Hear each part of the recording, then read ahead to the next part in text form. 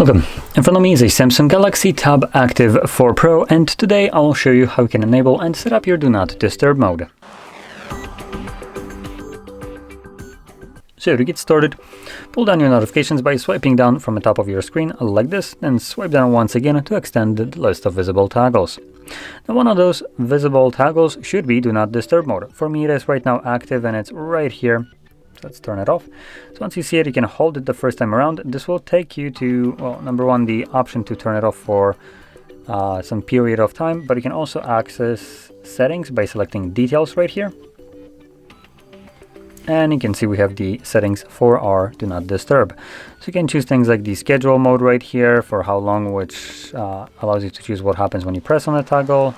And we have allow calls and messages, and some other options. Go through those, customize them to fit your needs, and from there you can just simply tap on it whenever you want to enable your Do Not Disturb mode.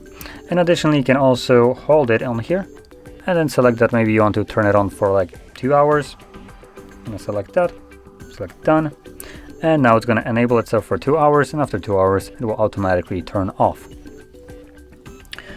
So there we go. Now, if you found this very helpful, don't forget to hit like, subscribe, and thanks for watching.